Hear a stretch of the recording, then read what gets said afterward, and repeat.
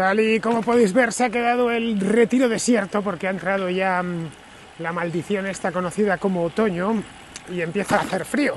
Bueno, yo ya sabéis que salgo, llueva o truene, y ya aprovecho que salgo para haceros un comentario, para hablaros de algún tema de actualidad, y a poco que estéis medianamente conectados, sabréis que de lo que se está hablando ahora mismo es de una niña segoviana, pero que vivía en Gijón, llamada Olivia. Bien, esto os lo contaba en un corto el otro día, supongo que lo habréis visto, y si no lo habéis visto, pues ya estáis cerrando. Está en la sección de cortos, lo tenéis también en TikTok y en los reels de Instagram y demás. Bueno, habéis visto estas cuestas que bien se suben con la bici eléctrica, ¿no? Si no, me hubiese dejado las piernas ahí. Bien, como veis, estamos 4 en el Retiro. Iba a decir 4 y una bicicleta, pero no. Hay 4 y 4 bicicletas. Bueno, hay uno corriendo por ahí.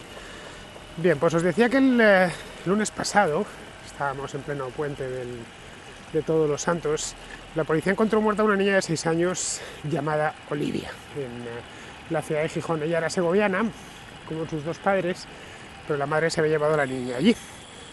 Bien, la madre en principio fue detenida, está ahora mismo en la cárcel ya, está preventiva, todavía no ha sido juzgada. La justicia no es precisamente rápida y además en este caso no puede serlo porque hay mucho que investigar. La madre estaba a su lado cuando fue encontrada por la policía. Se las encontraron, creo que dentro de la casa, tiradas en la cama o algo así. Y la autopsia de la pequeña, que ya se ha practicado, cuando el otro día os hice el corto no se había hecho aún, pues ha revelado que alguien le administró una dosis de fármacos letal. La dosis de fármacos estaban disueltos en colacao, ya sabéis, eso que tomamos todos los niños españoles. Bien, todo indica, no lo sabemos a ciencia cierta, porque todo el mundo, incluida esta mujer, tiene derecho a la presunción de inocencia, pero todo indica, según la policía, por los resultados de esta autopsia, que fue la madre. Ese alguien fue la madre, el alguien que le administró esa dosis de fármacos letal. La machacó, al parecer, según he podido leer esta mañana, machacó las pastillas y se las disolvió. No había nadie más en la casa, o no ha quedado demostrado que hubiese nadie más en la casa, y eso nos lleva a pensar, empezando por la policía, que fue la madre la que acabó con la vida de su hija. La custodia de Olivia, y esto es algo que viene a confirmar las sospechas de la policía, la custodia de Olivia acababa de ser concedida, mejor dicho, a su padre. Su padre se llama Eugenio y vive en Segovia, en un pueblo de Segovia, Torrecaballero se llama. De hecho, ha sido el entierro de la niña ayer creo que fue. Una cosa durísima de ver, y fue allí en Torrecaballeros, que es un pueblecito que está cerca de la capital. Yo he pasado por allí en alguna ocasión. Bien, pues nada, el hombre llevaba, según parece, 5 años litigando con la madre por la custodia de la hija. Se habían divorciado hace 5 años. Leí una entrevista esta mañana en la que contaba su calvario. Al parecer el hombre le dijo que se quería divorciar, que se quería separar de ella. La mujer desapareció un par de días de casa y al tercer día no resucitó, sino que reapareció en la casa, durmió allí y a la mañana siguiente se fue al hospital y al puesto de la Guardia Civil para interponerle una denuncia por maltrato. El hombre no la había maltratado y esa denuncia pues quedó en nada, fue absuelto. Si hubiera sido solo eso, bueno, estas cosas suceden, y más con la Ley Integral de Violencia de Género que tenemos, que, como bien sabéis, vulnera por completo la presunción de inocencia y se carga de plano la igualdad entre hombres y mujeres en España desde hace ya un montón de años, desde que fue aprobada en el año 2004. La historia de Eugenio, por desgracia, no es particular, no es excepcional. Es una historia bastante habitual en España, sucede muchísimo, hay miles, diría que cientos de miles de personas que la han sufrido y la siguen sufriendo en sus propias carnes. Cuando, lo he dicho en muchas ocasiones, cuando se favorece mucho a una parte, se sobreampara una parte de la sociedad, se desampara la otra.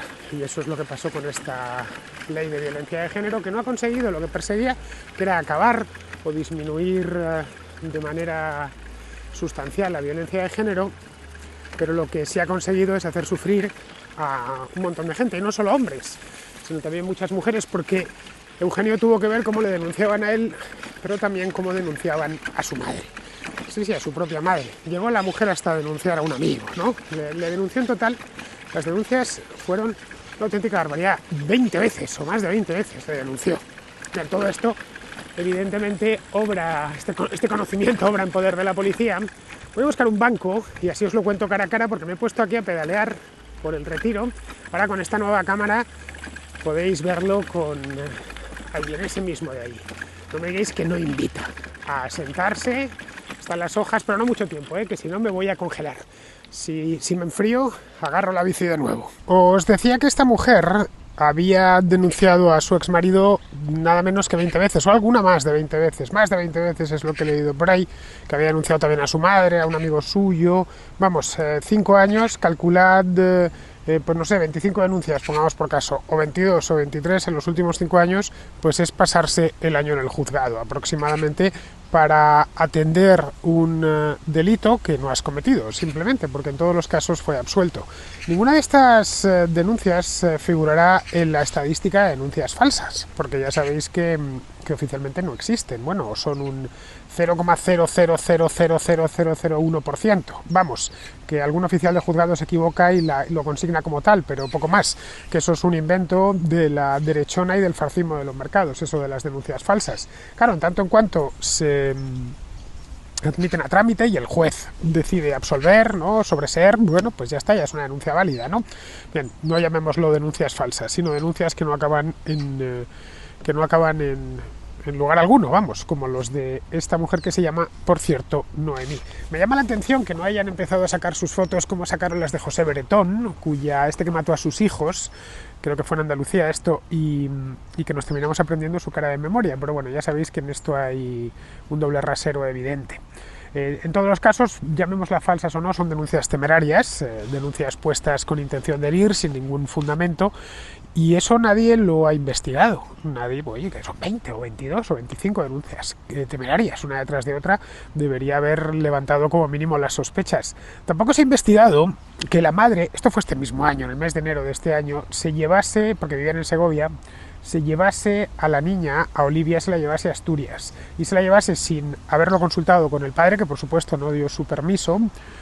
Y hasta aquí creo que estaremos de acuerdo. Un hijo o hija es tanto del padre como de la madre, de los dos. Aunque uno de ellos tenga la custodia, el hijo es de los dos y no se debe hacer nada con el hijo mientras sea menor de edad, sin que los padres lo hayan acordado previamente, ¿no? Bien, ella no acordó nada, se llevó a la niña a Asturias, que está como a 500 kilómetros de Segovia, vamos, no es que se la trajese a Madrid, que está al lado, no, a Ávila, se la llevó a Asturias, a Gijón exactamente, sin permiso judicial, no ya paterno, que por supuesto ella lo que dijese el padre le daba un poco igual, pero tampoco el juzgado, eso por supuesto tampoco se ha investigado, y no sé en el juzgado este de Segovia, que será, entiendo, el de violencia de género, alguien dará explicación o pedirá perdón por algo.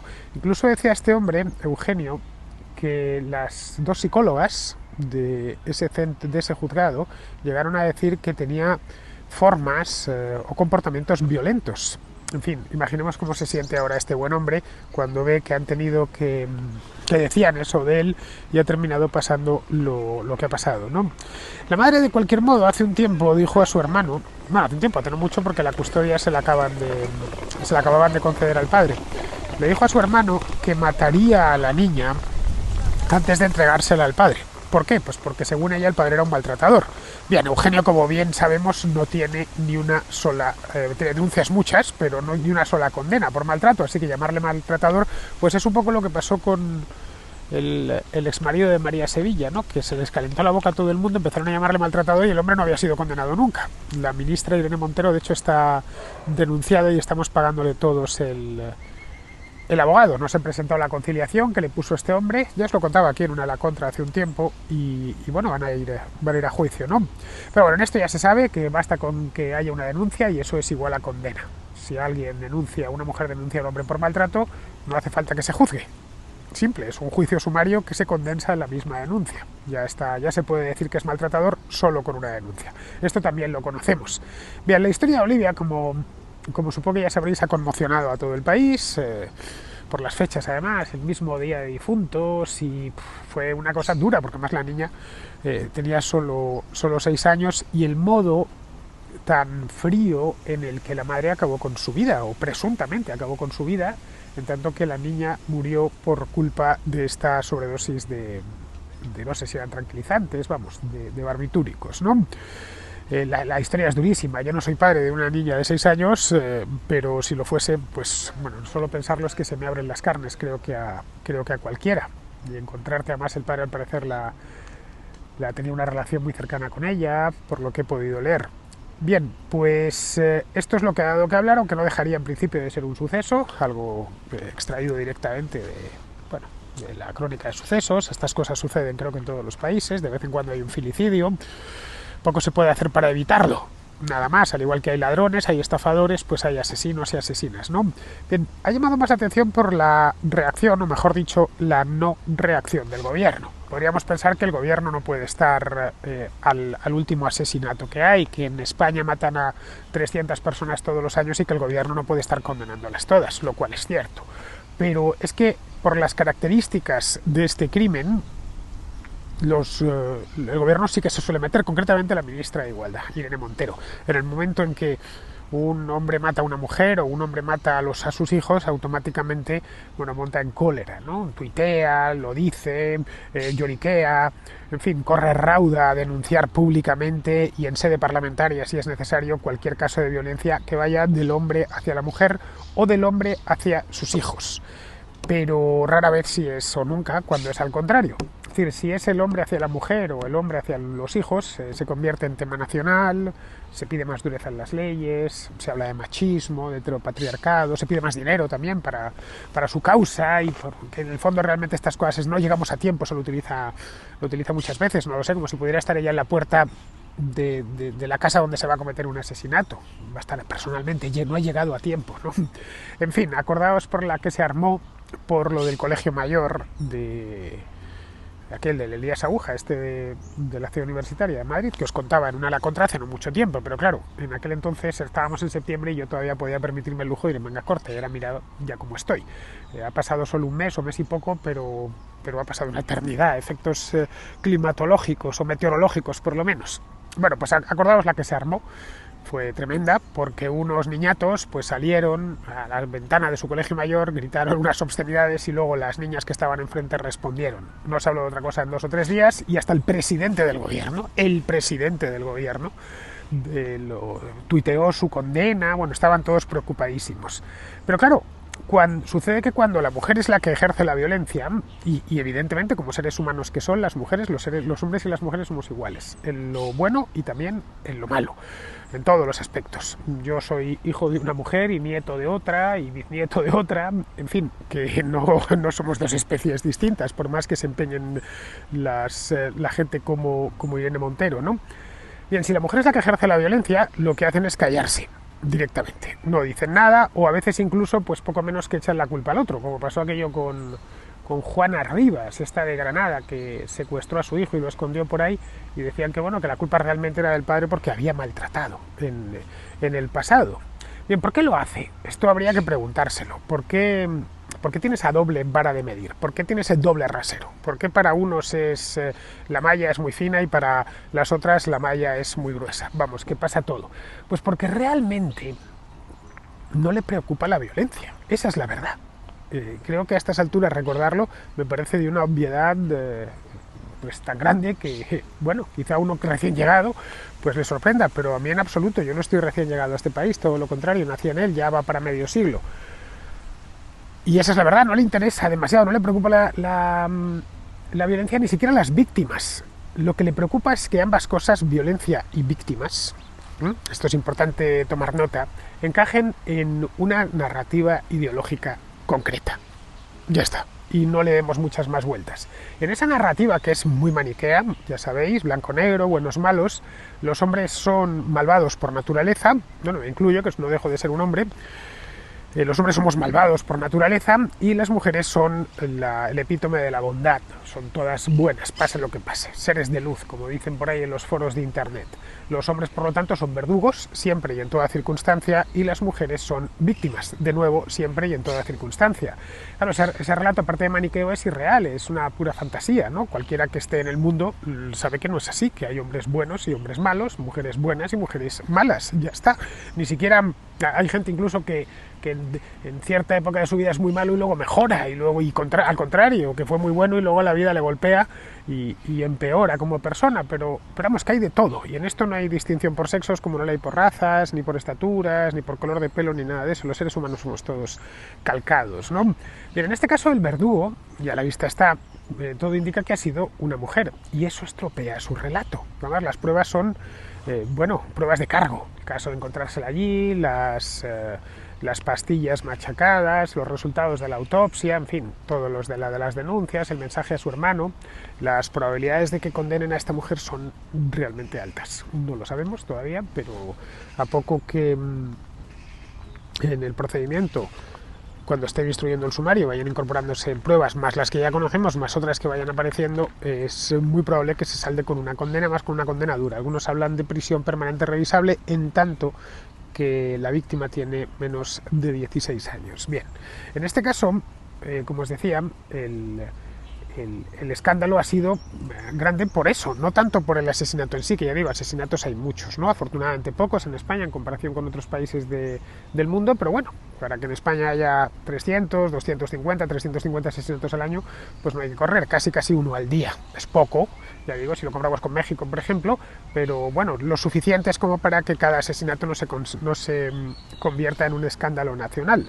Bien, el escándalo se ha terminado materializando en la televisión, en internet, en los periódicos, y llegó hasta las Cortes, donde un periodista, lo que no sé es de qué medio de comunicación, tendría que haberlo mirado, pero vamos, un periodista, me pareció verlo, pero no lo recuerdo. Bueno, como sea, un periodista le preguntó qué tenía que decir a la ministra. Ellos salían del pleno, se la veía muy alterada. Se lo recordó también, creo que fue una diputada de Vox, en que le dio un buen repaso, y al salir se la veía afectada, alterada, como cuando alguien cuando le has llevado mucho la contraria pero no quiere cambiar de opinión, ¿no? Bueno, dijo que ella lo sentía, claro, obviamente, si no hubiéramos pensado que es que hay que encerrarla, pero en un manicomio, si a alguien le parece bien que maten a una niña de 6 años, pero dijo que es que no hay que utilizar, esto a mí me fascinó, ¿no? Que no hay que utilizar el dolor políticamente. Además se puso muy tremenda, como se suele poner siempre Irene Montero. Caray, hasta me indignó, ¿eh? Yo soy difícil de indignar. Me indignó porque ella, precisamente ella, que utiliza el dolor políticamente siempre y en toda circunstancia, que su propio partido, Podemos, lleva pidiendo politizar el dolor desde hace años. No sé ni cuántas veces se lo habré escuchado a Pablo Iglesias y compañía, lo de que hay que politizar el dolor, lo de si te has quedado sin casa y las cosas te van mal, tienes que politizarlo sea como sea, porque el capitalismo es muy malo y entonces tienes que denunciar a los ricos y a la casta y a no sé qué, si es que llevan diciendo a los 7 u 8 años. ¿Qué es eso de que no hay que politizar el dolor? Cuando se politiza continuamente, y especialmente los que más lo politizan son ellos. En una palabra, que para Montero hay víctimas útiles y víctimas inútiles. No hay más.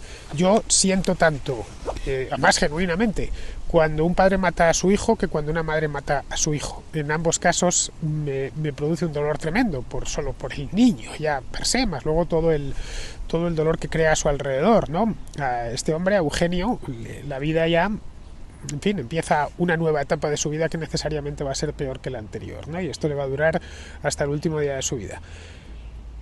Bien, me da igual de dónde venga. Me parece que es lamentable y condenable en cualquier circunstancia, pero lo último que se me ocurriría es utilizar estas cosas políticamente. Bien, esta mujer lo hace de continuo.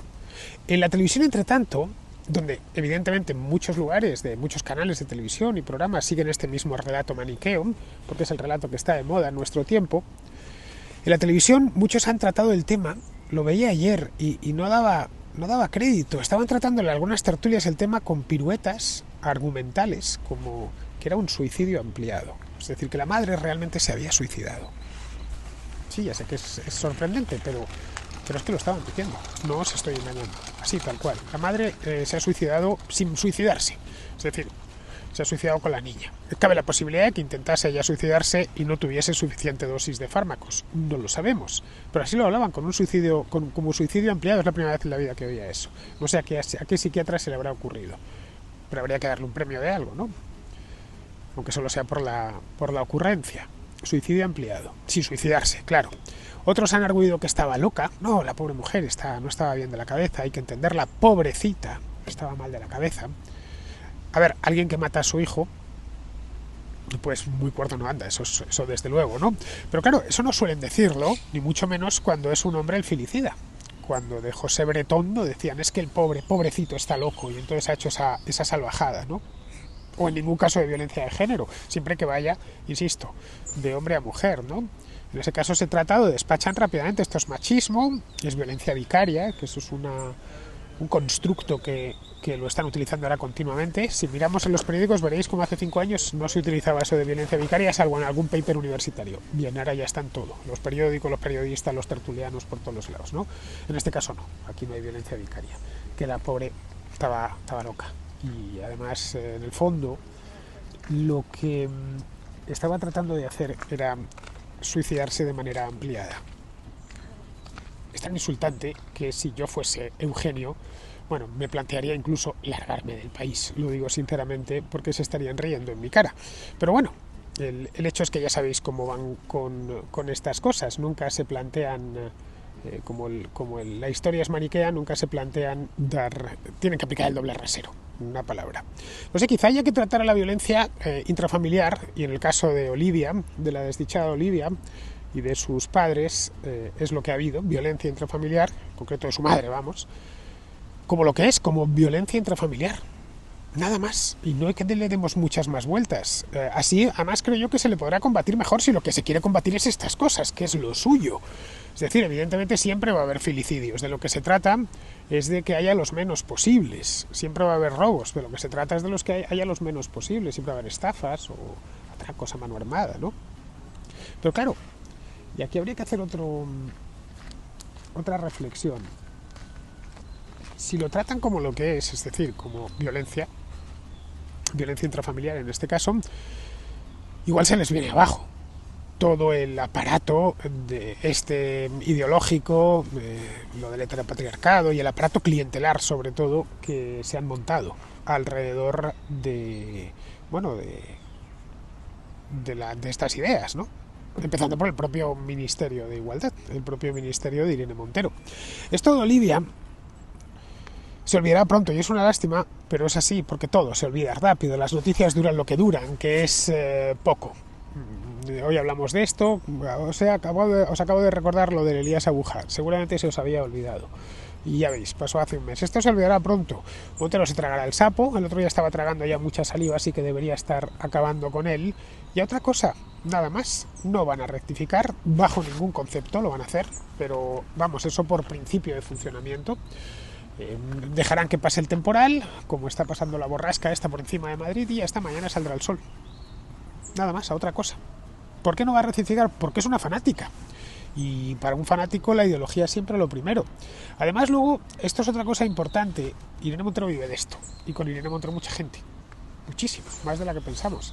¿Por qué van a sacrificar un modo de vida tan rentable, tan lucrativo, del que come tanta gente? Que está montado sobre estas mentiras del heteropatriarcado, de los hombres malos y las mujeres buenas, de que son necesarias, pues es necesario una legión de profesionales del ramo para no se sabe bien qué, porque como os decía antes, cuando íbamos en la bicicleta, esta ley no ha conseguido lo que buscaba, pero ahí la tenemos, desde hace ya más de 15 años. En fin, esto es lo que os quería contar, espero que al menos os haya hecho reflexionar un poco, y que esto sirva para algo. Sé que clamo en el desierto, bueno, en el Retiro exactamente, pero que no están ni abiertas las terrazas. Fijaos qué tristeza. Los que os gusta el otoño no sabéis lo que estáis diciendo. Fijaos, esa terracita de allí en verano y en primavera se está estupendamente, con las sombrillas abiertas, sentado, tomándose un café una maravilla, hay flores, uno va medio en pelotas, en pantalón corto, sin abrigos, y fijaos cómo estoy. la gente que ya me estoy empezando a leer. La gente abrigada, andando, tal, se caen las hojas, todo es triste. Bueno, y además por la historia que os he contado, pues más triste todavía. Bien, pues queridos, con esto terminamos la contra de hoy. Espero que os haya gustado y diciéndolo de la bici, bueno, ya sé que mi nueva cámara funciona. Ayer hice, por cierto, no sé si la habéis visto, subí la presentación de la contrahistoria del comunismo y me corté. Algunos me habéis preguntado, me habéis escrito para preguntarme qué tal está el corte. Bien, aquí lo tenéis. Me he cambiado la tirita, eso sí que me dio un lector ayer y me lo he limpiado, me he puesto betadine. Pero vamos, es un corte muy poco profundo, pero eso sí muy largo, de ahí que sangrase tanto. Es ya lo que me faltaba, ¿no? Que en plena presentación de un libro me cortase con la silla. Tenía una pequeña lámina de cromo, la silla, que bueno, al incorporarme me corté. Nada más, una tontería, no os ha infectado ni nada de eso, pero vamos, si lo queréis ver, os lo acerco. Ahí está, la tengo perfecta, vamos. Bien, esto era todo. Lo digo para los que os habéis preocupado, que bien sabéis que me lo agradezco muchísimo, que cuando escribáis para estas cosas, y no es que yo sea especialmente aprensivo, vamos, no me ha venido la sangre ni nada de eso, pero bueno, pensé que me desangraba, porque empezó a salir en esta zona de la mano, en la muñeca pasa mucha sangre, y empezó a salir no a borbotones, pero aquello empezó a gotear. Le dejé a Luigi en la Value School la moqueta perdida de sangre, y la sangre no se va, así que nada, he dejado un poquito de mí en la Value School como recuerdo de la presentación de la contrahistoria del comunismo, que la tenéis, por cierto, y os la voy a dejar arriba, que la tenéis en esta presentación, la tenéis en vídeo, os la dejé ayer mismo. Bien, no os quito más tiempo, con esto me despido de todos vosotros, hasta el próximo La Contra.